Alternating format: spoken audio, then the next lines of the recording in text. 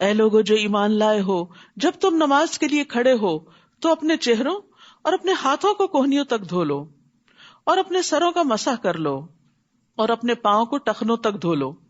یہ وضو کا طریقہ بتایا گیا ہے. اور اگر تم حالت جنابت میں ہو تو خوب پاک ہو جاؤ، اور اگر تم بیمار ہو یا کسی سفر پر ہو، یا تم میں سے کوئی قضائے حاجت سے واپس آیا ہو، یا تم نے عورتوں سے ملاپ کیا ہو، پھر پانی نہ پاؤ تو پاک مٹی سے تیمم کر لو، پھر اس سے اپنے چہروں اور اپنے ہاتھوں کا مسح کرو. اللہ تم پر کوئی تنگی نہیں کرنا چاہتا، یعنی پاکیزگی کا حکم دے کے مشکل میں نہیں ڈالا، لیکن وہ چاہتا ہے کہ تمہیں پاک کر دے. سبحان اللہ، اللہ اپنے بندوں کو پاک کرنا چاہتا ہے اور تم پر اپنی نعمت کو تمام کر دے تاکہ تم شکر ادا کرو. تو اللہ سبحانہ و تعالی کا مکمل انعام یہ ہے کہ اللہ وضو کے ذریعے گناہوں کو معاف کرتا ہے، اور اچھی طرح وضو کرنا نصف ایمان ہے. وضو ظاہری نجاست کو بھی دور کرنے کا ذریعہ اور باطن کی گندگی بھی دور ہوتی. جب انسان نہا لیتا ہے نا تو بہت سے ردی خیالات اس سے چلے جاتے ہیں، اور اسی طرح دن میں 5 دفعہ اپنے آزاد ہوتا ہے تو بہت سی نیگیٹو تھنکنگ سے آزاد ہو جاتا ہے. کیونکہ ہاتھ دھوتا ہے تو ہاتھوں سے گناہ دھل گئے، ناک دھوتا ہے تو ناک کے، کلی کرتا ہے زبان کے، چہرے کے، پاؤں کے، پھر مسح کرتا ہے، اور اس طرح انسان پھر سے فریش ہو جاتا ہے، اس کے پچھلے گناہ معاف، اور اللہ کی عبادت کر کے وہ ہلکا ہو جاتا ہے. تو وضو اور نماز کے بڑے فائدے ہیں اگر ہم سمجھیں، اور اس کو اللہ نے اپنی نعمت کا تمام کرنا کہا ہے. قیامت کے دن بھی وضو کے اعضاء چمک رہے ہوں گے، اور نبی صلی اللہ علیہ وسلم اپنی امت کو ان اعضاء کے چمکنے کی وجہ سے پہچانیں گے. اور اللہ کی جو نعمت تم پر ہے اسے یاد کرو، اور اس کا وہ پختہ عہد بھی جو اس نے تم سے مضبوط باندھا. تم نے کہا کہ ہم نے سنا اور ہم نے اطاعت کی، اور اللہ سے ڈرو، بے شک اللہ سینوں کے بھید خوب جاننے والا ہے. یا ایھا الذین آمنوا، اے لوگو جو ایمان لائے ہو، اللہ کے لیے خوب حق پر قائم رہنے والے، انصاف کے ساتھ گواہی دینے والے بن جاؤ، اور کسی قوم کی دشمنی تمہیں اس بات پر آمادہ نہ کرے کہ تم عدل نہ کرو. عدل کرو، یہ تقوی سے زیادہ قریب ہے، انصاف. اور اللہ سے ڈرو، بے شک اللہ خوب خبر رکھنے والا ہے اس کی جو تم عمل کرتے ہو. رسول اللہ صلی اللہ علیہ وسلم نے فرمایا، بے شک عدل و انصاف کرنے والے قیامت کے دن اللہ کے ہاں نور کے ممبروں پر ہوں گے، جو رحمان کے دائیں طرف ہوں گے، اور اس کے دونوں ہاتھ دائیں ہیں. یہ وہ لوگ ہوں گے جو اپنے فیصلوں میں، اپنے گھر والوں میں، اور اپنے ماتحتوں یعنی سب آرڈینیٹس کے درمیان عدل کرتے ہیں، سب کے ساتھ انصاف کا معاملہ کرتے ہیں. وعد اللہ الذین آمنوا وعملوا الصالحات لہم مغفرۃ واجر عظیم. وہ لوگ جو ایمان لائے اور جنہوں نے نیک عمل کیے، اللہ نے ان سے مغفرت اور اجر عظیم کا وعدہ کر رکھا ہے. اور وہ لوگ جنہوں نے کفر کیا اور ہماری آیات کو جھٹلایا، یہی لوگ جہنم کے ساتھی ہیں. تو اللہ کی آیات کا انکار جو ہے وہ بہت بڑا جرم ہے. یا ایھا الذین آمنوا، اے لوگو جو ایمان لائے ہو، اللہ کی اس نعمت کو یاد کرو جو اس نے تم پر کی. جب ایک قوم نے ارادہ کیا تھا کہ وہ تمہاری طرف اپنے ہاتھ بڑھائے تو اس نے ان کے ہاتھ تم سے روک دیے. اور اللہ سے ڈرو، اور ایمان والوں کو اللہ پر توکل کرنا چاہیے. یہ بھی اللہ کا بڑا فضل ہوتا ہے کہ اللہ دشمن کی جنگ کو روک دے اور انسان کو آزمائش سے محفوظ کر لے. اور یقیناً اللہ نے بنو اسرائیل سے پختہ عہد لیا تھا، اور ہم نے ان میں 12 نگران مقرر کیے تھے. اور اللہ نے کہا، بے شک میں تمہارے ساتھ ہوں اگر تم نے نماز قائم کی اور زکوٰۃ ادا کی اور میرے رسولوں پر ایمان لائے اور ان کی مدد کی اور اللہ کو قرض حسنہ دیا، تو میں واقعی تم سے تمہاری برائیاں دور کر دوں گا، اور میں ضرور تمہیں ایسے باغوں میں داخل کروں گا جن کے نیچے نہریں بہتی ہیں. تو اس کے بعد تم میں سے جس نے کفر کیا تو یقیناً وہ سیدھے رستے سے بھٹک گیا. تو اس سے کیا پتہ چلتا ہے کہ نماز اور زکوٰۃ اور ایمان کے ساتھ ساتھ قرض حسنہ بھی دینا ہے. فَبِمَا نَقْضِهِمْ مِيثَاقَهُمْ، لیکن انہوں نے یہ عہد توڑ دیا، تو ان کے پختہ عہد کو توڑنے کی وجہ سے ہم نے ان پر لعنت کی. اسی لیے اس سورت کے شروع میں اہل ایمان کو کیا کہا گیا؟ عہد نہیں توڑنے. اور ہم نے ان کے دلوں کو سخت کر دیا. یاد رکھیے جب گناہ کرتا نا انسان تو دل پہ سیاہ دبا لگتا ہے، توبہ نہیں کرتا تو بڑھ جاتا ہے، حتیٰ کہ دل سخت ہو جاتا ہے، پھر بڑی سے بڑی نصیحت بھی اثر نہیں کرتی. وہ الفاظ کو ان کی اصل جگہوں سے تبدیل کر دیتے ہیں، اتنے بڑے بڑے دھوکے کرتے ہیں. اور جو نصیحت وہ کیے گئے تھے اس کا ایک بڑا حصہ وہ بھول گئے، اور آپ ہمیشہ ان کی طرف سے کسی نہ کسی خیانت پر اطلاع پاتے رہتے ہیں، سوائے ان میں سے چند لوگوں کے. پس آپ انہیں معاف کر دیں اور درگزر کریں، بے شک اللہ احسان کرنے والوں سے محبت کرتا ہے. آپ دیکھیے یہاں خیانت کرنے والوں سے کیا رویہ اختیار کریں. جب پتا چل جائے کہ کسی نے دھوکہ دیا ہے تو سمجھ تو جائیں، آئندہ محتاط رہیں، لیکن اس کو اگنور کر دیں، پیچھے نہ پڑے، کیونکہ کیا ہوگا اس سے وہ معاملہ اور خراب ہوگا. وہ جھوٹی قسم کھا لے گا میں نے یہ نہیں کیا، پھر آپ کیا کریں گے؟ تو آپ کے پاس تو کوئی دلیل یا گواہی نہیں ہوگی. تو بہتر یہی ہے کہ پھر انسان ایسی صورت میں درگزر کرے، کیونکہ اس نے دھوکہ دیا، اس نے مجھ سے جھوٹ بولا، اس نے میرے ساتھ زیادتی کی، 10 لوگوں کے خلاف دل میں ہر وقت کچھ نہ کچھ چلتا رہتا ہے. تو یہ دماغ ایک ہی ہے نا، پھر اپنے کام پہ فوکس کب ہوگا؟ نیکی کے کام کا کب سوچیں گے جب ہر وقت نیگیٹو تھنکنگ ہی اندر بھری ہوئی ہے؟ تو کیا کرنا چاہیے؟ جب کوئی ایسی چیز آئے اٹھا پھینکے، جھاڑے اپنے آپ کو، اپنا سفر جاری رکھے، آف لوڈ کرے اپنے آپ کو ایسی ساری غلط چیزوں سے. ان اللہ یحب المحسنین، اللہ محسنین سے محبت رکھتا ہے. اور اس آیت میں ایک بات یہ بھی پتہ چلتی ہے کہ نسو حظم مما ذکروا بہ، کیونکہ ان کی نافرمانیوں کی وجہ سے وہ نصیحت کا ایک حصہ بھول گئے تھے. ابن مسعود کہتے ہیں کہ کبھی انسان علم کا ایک حصہ نافرمانی کی وجہ سے بھول جاتا ہے، گناہوں کی وجہ سے بھول جاتا ہے. پھر انہوں نے یہی آیت تلاوت کی. اور ان لوگوں میں سے جنہوں نے کہا کہ ہم نصرانی ہیں، ہم نے ان سے پختہ عہد لیا، تو جو نصیحت وہ کیے گئے تھے اس کا ایک بڑا حصہ وہ بھول گئے، تو ہم نے قیامت کے دن تک ان کے درمیان عداوت اور بغض ڈال دیا، اور اللہ ضرور انہیں اس کی خبر دے گا جو وہ کیا کرتے تھے. اے اہل کتاب، یقیناً تمہارے پاس ہمارا رسول آ چکا ہے، یعنی محمد صلی اللہ علیہ وسلم، جو تمہارے لیے بہت سی ان چیزوں کو واضح کرتا ہے جو تم کتاب میں سے چھپاتے تھے. آپ کے آنے کے مقاصد یہ بھی تھے کہ دین کی جو تعلیمات ضائع کر دی گئی ہیں ان کو دوبارہ نئے سرے سے لوگوں کے سامنے لایا جائے. اور وہ بہت سی باتوں سے درگزر کرتا ہے. آج کا تو سارا سپارہ ہی درگزر کے بارے میں ہے، یعنی اس کی ہائی لائٹ جو ہے وہ درگزر ہے کہ دوسروں کو معاف کر دیا جائے. یعنی بڑے بڑے قصور، خیانت اور دھوکا اور جو کتاب میں سے انہوں نے چھپایا اس میں سے بھی. تحقیق تمہارے پاس اللہ کی طرف سے نور اور واضح کتاب آ چکی ہے. یہدی بہ اللہ من اتبع رضوانہ سبل السلام ویخرجہم من الظلمات الی النور بإذنہ ویہدیہم الی صراط مستقیم.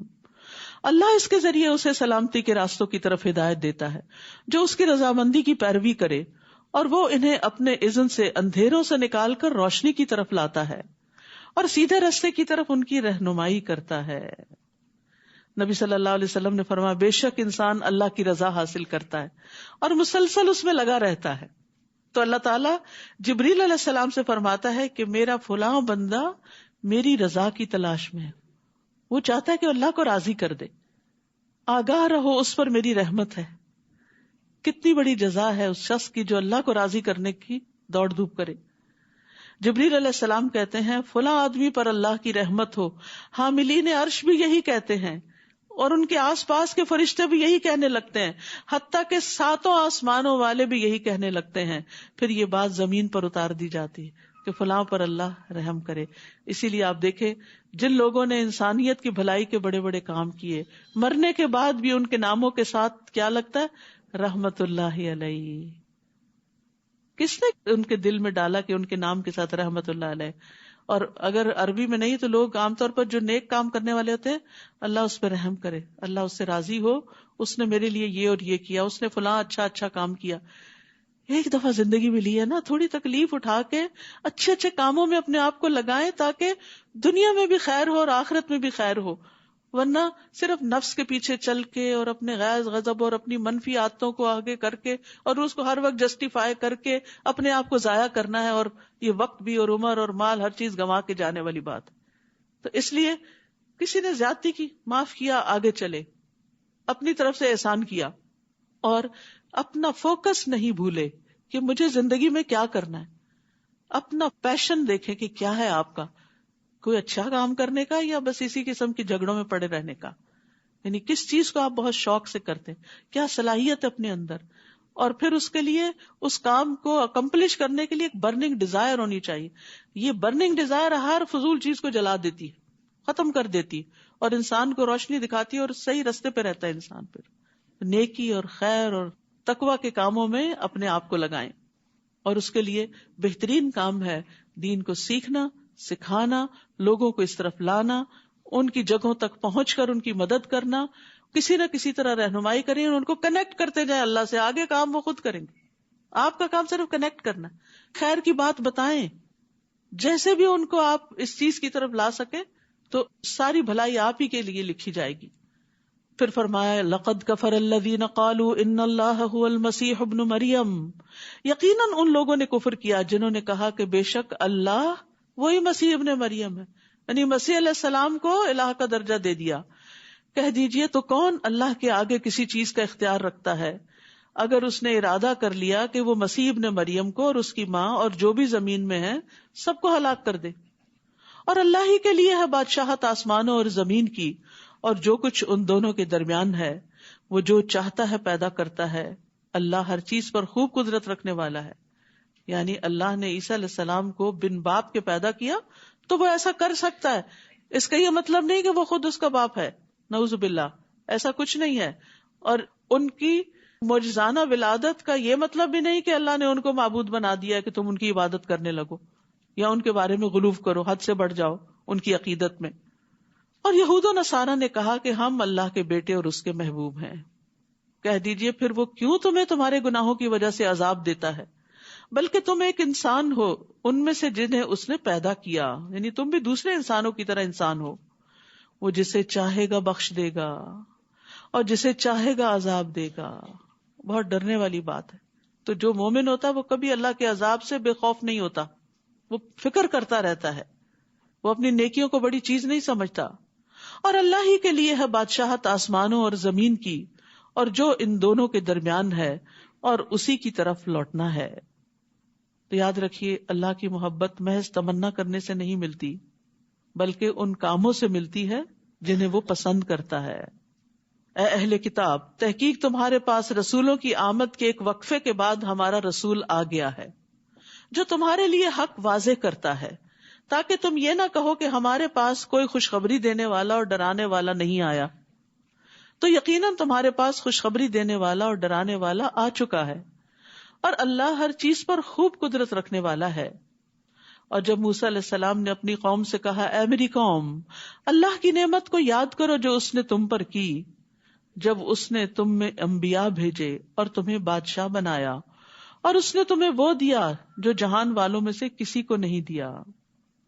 تو اللہ سبحانہ وتعالیٰ نے یہاں نعمتوں کو یاد کرنے کی بات کی ہے. یاد رکھیے جب انسان نعمتوں کو یاد کرتا ہے تو اس کے اندر ایک نشاط پیدا ہوتی, خوشی پیدا ہوتی, ایک جذبہ پیدا ہوتا ہے, اور پھر وہ اچھے اچھے کاموں کی طرف دوڑ پڑتا ہے. اور جو انسان الٹ سوچتا ہے کہ میرے پاس تو کچھ ہے ہی نہیں, میں کیا کروں, اور دوسروں سے خود کو کمپیئر کرتا رہتا ہے, اس کے پاس تو گاڑی ہے, میرے پاس تو گاڑی نہیں, میں تو کچھ کر نہیں سکتا, اس کا تو اپنا گھر ہے, میرا تو ہے نہیں, تو اس لیے مجھے تو اسی کے لیے بس کام کرنا ہے. صرف یہیں کے گھر بنا کے دوسروں کے لیے نہ چھوڑ جائیں, اپنا آخرت کا گھر بنانے کی بھی فکر کریں, اور کچھ بھی ہو اپنے وقت میں سے کچھ نہ کچھ حصہ اللہ کی رضا حاصل کرنے کے لیے ضرور استعمال کریں. اے میری قوم, اس ارض مقدس میں داخل ہو جاؤ جو اللہ نے تمہارے لیے لکھ دی ہے, اور تم اپنی پشتوں پر نہ پھر جانا ورنہ تم خسارہ پانے والے ہو کر پلٹو گے. آپ کو یاد ہے نا کہ یعقوب علیہ السلام اپنے بچوں سمیت یوسف علیہ السلام کے پاس مصر چلے گئے تھے. پھر عرصہ دراز تک بنی اسرائیل کے لوگ وہاں پر رہا تھا کہ فرعون نے ان کو غلام بنا لیا. پھر اللہ سبحانہ وتعالیٰ نے فرعون کی غلامی سے موسیٰ علیہ السلام کی قیادت میں ان کو آزاد کیا, نجات ملی. تو اب حکم کیا ہوا کہ تم اپنی اصل زمین پہ واپس جاؤ, یعنی بیت المقدس میں. لیکن وہاں ان کی عدم موجودگی میں اور قوموں نے قبضہ کر لیا تھا. تو اب یہ کہنے لگے, قالوا یا موسیٰ ان فیہا قوما جبارین, انہوں نے کہا, موسیٰ اس میں بڑے جابر لوگوں کی قوم ہے, اور بے شک ہم اس میں ہرگز داخل نہ ہوں گے یہاں تک کہ وہ اس سے نکل جائیں. وہ چلے جائیں تو ہم جائیں گے, پھر اگر وہ اس سے نکل جائیں تو یقیناً ہم داخل ہونے والے. ہم نے کوئی نہیں محنت کرنی, کام کرنا, ہم سے نہیں نکالے جاتے وہ. اور جو لوگ نافرمانی سے ڈرتے تھے ان میں سے 2 آدمیوں نے جن پر اللہ نے انعام کیا تھا وہ کہنے لگے تم ان پر دروازے سے داخل ہو جاؤ، پھر جب تم اس میں داخل ہو جاؤ گے تو یقیناً تم ہی غالب آ جاؤ. کہتے ہیں نا کہ جو دروازہ کھٹکھٹائے اس کے لیے دروازہ کھول دیا جاتا ہے. جو پہلے ڈر کے بیٹھ جائے نہیں میں نے نہیں کھٹکھٹانا، پتہ نہیں کھلے گا کہ نہیں کھلے گا، اور میرے لیے بڑا مشکل ہے وہاں تک جانا کہ جا کے میں کھٹکھٹاؤں. تو جو شخص محنت نہیں کرتا، کوشش نہیں کرتا، اس کے لیے دروازے نہیں کھلتے. یہ بڑا اہم اصول یہاں پر بتایا گیا ہے کہ دروازے میں داخل ہو جاؤ، جب داخل ہو جاؤ گے تو غالب آ جاؤ گے. بہت باتیں مت سوچو، کام شروع کر دو، جب شروع کر دو گے تو اللہ تعالیٰ منزل تک بھی پہنچا دے گا، جو چاہتے ہو مل جائے گا. لیکن پہلے سے اگر انسان منفی سوچے یہ پروجیکٹ میں شروع کروں کہ نہ، یہ کلاس میں جوائن کروں کہ نہ، یہ خیر کا کام پتہ نہیں کوئی میری مدد کرے گا یا نہیں، کوئی ساتھ دے گا کہ نہیں شروع تو کرو. کہتے نا کہ تنہائی چلا تھا میں اور پھر قافلہ بنتا گیا. یعنی بعض اوقات اکیلا ایک انسان انیشیٹو لیتا ہے کسی ایک کام کو کرنے کا، کوئی ایک انسان مشورہ دے دیتا ہے کسی کام کو کرنے کا، اور پھر کیا ہوتا ہے جب وہ آگے چل پڑتا ہے تو بہت سارے لوگ اس قافلے میں شریک ہو جاتے ہیں. تو اس لیے نیکی کے کام میں دور سے بیٹھ کے ڈرتے نہیں رہنا چاہیے، پتہ نہیں ہوگا کہ نہیں ہوگا. نہیں ہوگا جب تم کرو گے. اللہ پر بھروسہ رکھو اگر تم مومن ہو. فَتَوَكَّلُوا إِن كُنتُم مُؤْمِنِينَ. ایمان کا تقاضا اللہ پر توکل کرو، ہمت کرو، آگے بڑھو. پھر بھی انہوں نے ہمت نہیں پکڑی. انہوں نے کہا موسیٰ بے شک ہم ہرگز کبھی بھی اس میں داخل نہ ہوں گے جب تک وہ اس میں رہیں گے، ہم نے نہیں جانا، ہمیں ڈر لگتا ہے. لہٰذا جاؤ تم اور تمہارا رب دونوں جنگ کرو، بے شک ہم تو یہیں بیٹھنے والے ہیں. سبحان اللہ. بنی اسرائیل نے اپنے پیغمبر کو یہ جواب دی. اور انصار نے کیا جواب دیا تھا کہ آپ ہمیں کہیں گے سمندر میں کود پڑو تو ہم آپ کے ساتھ ہیں، ہم سب کچھ قربان کرنے کو تیار ہیں. تو یہی فرق ہے بنی اسرائیل میں اور صحابہ کرام میں، اور پھر نتیجے کے اعتبار سے بھی یہی فرق ہوا کہ ایک امت کہاں پہنچ گئی. تو دین کے لیے ہمیشہ قربانیاں کرنی پڑتی ہیں، اور جو کرتے ہیں وہ کامیاب ہو جاتے ہیں. اس لیے اللہ کی خاطر کچھ قربان کرنے سے کبھی نہ گھبرائیں، اور یہ نہ کریں کہ صرف اللہ ہی کر دے اور کوئی اور کر دے تو پھر جب کوئی اور کر لے گا تو میں بھی شریک ہو جاؤں گا اس قافلے میں. پھر تو آپ بیک بینچرز ہیں، پیچھے رہ جانے والے ہیں. موسیٰ نے کہا اے میرے رب، میں اپنی جان اور اپنے بھائی کے سوا کسی چیز کا مالک نہیں، بس تو ہمارے اور فاسق قوم کے درمیان جدائی ڈال دے. یعنی تنگ آ گئے تھے موسیٰ علیہ السلام اس قوم سے، کوئی بات مان کے نہیں دیتی تھی. اس سے صبر سیکھیے کہ کس طرح بار بار احکامات کو جھٹلانا، ٹال مٹول کرنا، مذاق میں اس کو اڑا دینا.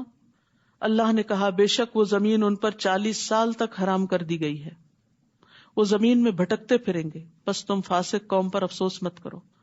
تو گناہ کی وجہ سے نعمتوں کا زوال ہو جایا کرتا ہے. جب انسان خیر کے کام میں آگے نہیں بڑھتا تو محروم رہ جاتا ہے. وَاتْلُ عَلَيْهِمْ نَبَأَ ابْنَيْ آدَمَ بِالْحَقِّ. اور آپ انہیں آدم کے 2 بیٹوں کی خبر ٹھیک ٹھیک پڑھ سنائیں. جب ان دونوں نے قربانی کی تو ان میں سے ایک سے قربانی قبول کر لی گئی اور دوسرے سے قبول نہ کی گئی. اس نے کہا میں ضرور تجھے قتل کر دوں گا. جیلس ہو گیا کہ تمہاری قربانی قبول ہوگی، میری کیوں نہیں ہوئی. پہلے نے کہا اللہ تو صرف تقوی والوں سے ہی قبول کرتا ہے. نیک کام کس کے قبول ہوتے ہیں؟ جس کے دل میں خدا ترسی ہوتی ہے، تقوی ہوتا ہے. تقوی عمل میں بھی ہوتا ہے اور تقوی ارادوں میں بھی ہوتا ہے. تو اعمال میں تقوی اللہ کی رحمت ہوتی ہے. اگر تو نے مجھے قتل کرنے کے لیے میری طرف اپنا ہاتھ بڑھایا تو میں تمہیں قتل کرنے کے لیے تمہاری طرف اپنا ہاتھ نہیں بڑھاؤں گا، کیونکہ میں اللہ سے ڈرتا ہوں، میں زیادتی نہیں کروں گا جو رب ہے تمام جہانوں کا. بے شک میں تو چاہتا ہوں کہ تو میرے اور اپنے گناہ کے ساتھ پلٹے، پھر تو آگ کے ساتھیوں میں شامل ہو جائے، اور ظالموں کا یہی بدلہ ہے. یعنی اس کو ڈرایا دھمکایا، یہ نہیں کہ بد دعا دے رہا کہ تم جہنم میں جاؤ، بلکہ دیکھو میں نہیں کروں گا، اگر تم نے کیا تو تمہارا یہ انجام ہو جائے گا. تو اس کے لیے اس کے نفس نے اپنے بھائی کو قتل کرنا آسان بنا دیا. استغفر اللہ. بعض اوقات بڑے بڑے گناہ اور بڑے بڑے جرائم انسان نفس کی تعویلوں سے اپنے لیے حلال کر لیتا ہے کہ یہ ٹھیک ہے، حالانکہ وہ سری واضح حرام ہوتا ہے. سو اس نے اسے قتل کر ڈالا، پھر وہ خسارہ پانے والوں میں شامل ہو گیا. بعد ازاں اللہ نے ایک کوا بھیجا جو زمین کھودنے لگا تاکہ وہ اسے دکھائے کہ وہ اپنے بھائی کی لاش کیسے چھپائے. کہنے لگا ہائے افسوس مجھ پر، کیا میں اس سے بھی عاجز ہو گیا کہ میں اس کوے جیسا ہو جاؤں کہ اپنے بھائی کی لاش چھپا سکوں. تو وہ نادم ہونے والوں میں سے ہو گیا. ریگریٹس. تو یاد رکھیے یہ ندامت انسان کو کھا جاتی ہے. یہ جو پچھتاوے ہوتے ہیں یہ انسان کو بیمار کر ڈالتے ہیں، خاص طور پر انسان کے اندر جیسے ہارمونل چینجز آ جاتی ہیں، امیونٹی لو ہو جاتی ہے، اور جو کام انسان آسانی سے کر سکتا ہے وہ اس کو بڑے مشکل کام لگنے لگتے ہیں. تو مختلف جو ریسرچز کی گئی ہیں اس میں یہ کہ لوگوں کو دو طرح کے پچھتاوے ہوتے ہیں. ایک یہ کہ انہوں نے کوئی کام کرنا تھا اور نہیں کیا، اپرچونٹی کھو دی تو اس پر پچھتاوا، اور دوسرا کچھ نہیں کرنا چاہیے تھا اور انہوں نے غلط کر لیا. تو یاد رکھیے پچھتاووں سے نکلیں، ریگریٹ سے باہر آئیں. جب ہم قرآن پڑھتے ہیں یا نیکی کو کوئی کام تو پھر ہم کہتے ہیں افسوس کہ میں نے یہ نہ کیا، کاش میں اس وقت کر لیتی جب میں ینگ تھی. کاش سے باہر نکلیں. جو وقت گزر گیا وہ گزر گیا، وہ واپس نہیں آنے کا. اب شروع کر دیں اور ریگریٹ سے نکلیں، کیونکہ پچھتاوے انسان کو نفسیاتی طور پہ بیمار کر دیتے ہیں. اس سے فائدہ کچھ حاصل ہونے والا نہیں. ضرورت اس بات کی ہے کہ آپ اپنے اس وقت کو یوٹیلائز کر لیں، آئندہ کے لیے منصوبہ بندی کریں. یہی وجہ ہے کہ ہم نے بنی اسرائیل پر فرض کر دیا کہ جس نے کسی جان کو کسی جان کے بدلے کے بغیر قتل کیا یا زمین میں فساد کے بغیر قتل کیا تو گویا اس نے تمام انسانوں کو قتل کر دیا، اور جس نے اس کی زندگی بچائی تو گویا اس نے تمام انسانوں کی زندگی بچائی. ایک جان بچانا گویا سارے انسانوں کو بچانا. اتنا بڑا ثواب ہے. البتہ تحقیق ان کے پاس ہمارے رسول واضح نشانیاں لے کر آئے، پھر بھی اس کے بعد بہت سے لوگ البتہ زمین میں زیادتی کرنے والے ہیں. بے شک وہ لوگ جو اللہ اور اس کے رسول سے جنگ کرتے ہیں اور زمین میں فساد کے لیے دوڑ دھوپ کرتے ہیں، ان کا بدلہ یہی ہے کہ وہ قتل کر دیے جائیں یا سولی چڑھا دیے جائیں یا ان کے ہاتھ اور پاؤں مخالف سمت سے کاٹ دیے جائیں یا اس سرزمین سے نکال دیے جائیں. یہ ان کے لیے دنیا میں رسوائی ہے اور آخرت میں ان کے لیے بہت بڑا عذاب ہے.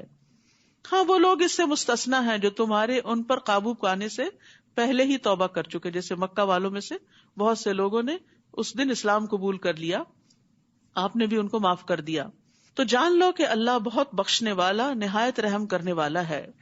اے لوگو جو ایمان لائے ہو اللہ سے ڈرو اور اس کی طرف قرب کا وسیلہ تلاش کرو اور اس کی راہ میں جہاد کرو تاکہ تم فلاح پا جاؤ. یعنی اللہ کے قریب ہونے کے بہانے تلاش کرو، ذریعے تلاش کرو. وہ کیا ہے؟ نیکی کے کام. جیسے نماز قرب کا ذریعہ ہے، رسول اللہ صلی اللہ علیہ وسلم نے فرمایا اے کعب نماز قربت کا ذریعہ ہے، سجدہ قربت کا ذریعہ ہے. یعنی اگر وسیلہ تلاش کرنا ہے تو کسی اور انسان کو پکڑ کے بیچ میں نہیں لاؤ، نیکیوں کی کثرت کرو، اپنے نیک اعمال کا وسیلہ بناؤ. جیسے وہ غار میں پھنسنے والوں نے نیک اعمال کا وسیلہ بنا کر دعا کی تھی تو ان کی دعا قبول ہوئی اور وہ غار سے باہر آ گئے. قرآن سے تعلق اللہ کے قرب کا ذریعہ ہے. رسول اللہ صلی اللہ علیہ وسلم نے فرمایا بے شک کچھ لوگ اللہ والے ہیں. صحابہ نے عرض کیا اللہ کے رسول وہ کون ہیں؟ آپ نے فرمایا قرآن والے اہل اللہ اور اس کے خاص لوگ ہیں. اسی طرح رات کے آخری حصے میں بندہ اپنے رب سے بہت قریب ہوتا ہے. تہجد کا وقت، اگر تم اس وقت اللہ کا ذکر کرنے والوں میں سے ہو سکو تو ایسا کر لیا کرو. پھر فرمایا بے شک وہ لوگ جنہوں نے کفر کیا اگر ان کے لیے زمین میں جو کچھ ہے سارے کا سارا ہو اور اس کے ساتھ اتنا اور بھی ہو تاکہ وہ اس کے ذریعے قیامت کے دن عذاب سے بچنے کے لیے معاوضے میں دے دیں تو وہ ان سے قبول نہ کیا جائے گا اور ان کے لیے دردناک عذاب ہے. وہ چاہیں گے کہ آگ سے نکل جائیں لیکن وہ اس سے نکلنے والے نہیں، اور ان کے لیے قائم رہنے والا عذاب ہے. اور چور مرد اور چور عورت، بس ان دونوں کے ہاتھ کاٹ دو. یہ بدلہ ہے اس کا جو ان دونوں نے کمایا. اللہ کی طرف سے عبرتناک سزا ہے اور اللہ بہت زبردست خوب حکمت والا ہے. یعنی اللہ کی کوئی حکمت ہے کہ اتنی سخت سزا رکھی گئی تاکہ لوگوں کے مال محفوظ رہیں. یاد رکھیے ہماری شریعت میں جتنے بھی احکامات ہیں اس کے کچھ مقاصد ہیں، اور مقاصد شریعت کیا ہے کہ حسب نسب کی حفاظت کی جائے، اسی لیے زنا حرام کیا گیا، جان کی حفاظت قتل حرام کیا گیا، عقل کی حفاظت شراب حرام کی گئی، اور اسی طرح مال کی حفاظت چوری کو حرام قرار دیا گیا. اور ان چیزوں کے اوپر سزائیں اس لیے رکھی تاکہ لوگ اس دنیا میں بھی امن سے رہ سکیں. تو جو کوئی اپنے ظلم کے بعد توبہ کر لے اور اصلاح کر لے تو یقیناً اللہ اس پر مہربان ہوگا. بے شک اللہ بہت بخشنے والا بہت رحم کرنے والا ہے. کیا تمہیں علم نہیں کہ بے شک اللہ ہی کے لیے ہے بادشاہت آسمانوں اور زمین کی؟ وہ جسے چاہتا ہے عذاب دیتا ہے اور جسے چاہتا ہے بخش دیتا ہے، اور اللہ ہر چیز پر خوب قدرت رکھنے والا ہے. اے رسول وہ لوگ آپ کو غمگین نہ کریں جو کفر میں دوڑ دھوپ کرتے ہیں، یعنی ان کی کوششیں دیکھ کر آپ پریشان نہ ہوں. اور جنہوں نے اپنے منہوں سے کہا کہ ہم ایمان لائے، حالانکہ ان کے دل ایمان نہیں لاتے، یعنی منافقین. اور ان میں سے جو یہودی بن گئے وہ بہت زیادہ سننے والے ہیں جھوٹ کو، بہت زیادہ سننے والے ہیں دوسری قوم کے لیے جو آپ کے پاس نہیں آئے، یعنی جاسوسی کرتے ہیں. وہ الفاظ کو ان کی جگہ مقرر ہونے کے باوجود بدل دیتے ہیں، تحریف کرتے ہیں. وہ کہتے ہیں اگر تم یہ حکم دیے جاؤ تو اسے لے لو، اور اگر تم یہ حکم نہ دیے جاؤ تو بچو. اور اللہ جس کی آزمائش کا ارادہ کر لے تو آپ اسے اللہ سے بچانے کا کچھ بھی اختیار نہیں رکھتے. یہی وہ لوگ ہیں کہ اللہ نہیں چاہتا کہ ان کے دلوں کو پاک کرے، جن کے دلوں میں کھوٹ ہوتا ہے اور وہ دھوکہ دیتے ہیں اور پیغمبر کو تکلیف دیتے ہیں، پھر اللہ تعالیٰ ان سے بدلہ لیتا ہے. ان کے لیے دنیا میں رسوائی ہے اور ان کے لیے آخرت میں بہت بڑا عذاب ہے. اور آپ جانتے ہیں کہ جن جن لوگوں نے بھی رسول اللہ صلی اللہ علیہ وسلم کی مخالفت کی، نافرمانی کی، دنیا میں ہی ان کو رسوائی کا سامنا کرنا پڑا اور اللہ کے رسول غالب آئے. بہت زیادہ سننے والے ہیں جھوٹ کو، بہت زیادہ کھانے والے ہیں حرام کو. پھر اگر وہ آپ کے پاس آئیں تو ان کے درمیان فیصلہ کریں یا ان سے اعراض کریں، یعنی اگر اپنے معاملات لے کر آئیں کہ آپ ان کا فیصلہ کریں تو چاہیں تو کریں چاہے نہ کریں. اور اگر آپ ان سے اعراض کریں گے تو وہ ہرگز آپ کو کچھ بھی نقصان نہیں پہنچا سکتے. اور اگر آپ ان کے درمیان فیصلہ کریں تو انصاف کے ساتھ فیصلہ کریں. معاملہ کسی کا بھی ہو، مسلم نان مسلم، سب کے ساتھ انصاف. بے شک اللہ انصاف کرنے والوں سے محبت رکھتا ہے. اور یہاں پر خاص طور پر حرام سے ممانعت کی بات کی گئی. یاد رکھیے کہ حرام کھانے والے پہ جنت حرام ہے. نبی صلی اللہ علیہ وسلم نے فرمایا، اے کعب بن عجرہ، بے شک وہ گوشت اور خون جنت میں داخل نہیں ہوگا جو حرام اور رشوت خوری پر بڑھا اور پلا، وہ جہنم کا زیادہ مستحق ہے. اور وہ آپ کو کس طرح منصف بناتے ہیں حالانکہ ان کے پاس تورات ہے جس میں اللہ کا حکم موجود ہے، پھر اس کے بعد بھی وہ منہ موڑ جاتے ہیں، اور یہ لوگ ہرگز ایمان لانے والے نہیں. بے شک ہم نے تورات نازل کی جس میں ہدایت اور نور تھا، جس کے مطابق اللہ کے فرما بردار نبی ان لوگوں کے لیے فیصلہ کرتے تھے جو یہودی بن گئے تھے. اور اسی طرح ربانی اور علماء اور فقہا بھی اس وجہ سے کہ وہ اللہ کی کتاب کے محافظ بنائے گئے تھے اور وہ اس پر گواہ تھے. تو تم لوگوں سے نہ ڈرو اور مجھ سے ڈرو، اور میری آیات کے بدلے تھوڑی قیمت نہ لو، اور جو اس کے مطابق فیصلہ نہ کرے جو اللہ نے نازل کیا تو یہی لوگ کافر ہیں.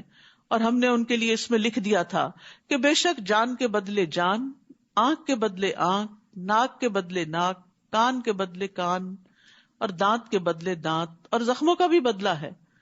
تو جو کوئی معاف کر دے وہ اس کے لیے کفارہ ہوگا، اور جو کوئی اس کے مطابق فیصلہ نہ کرے جو اللہ نے اتارا ہے تو یہی لوگ ظالم ہیں. تو یہاں جسم کے اعضاء کے قصاص کی بات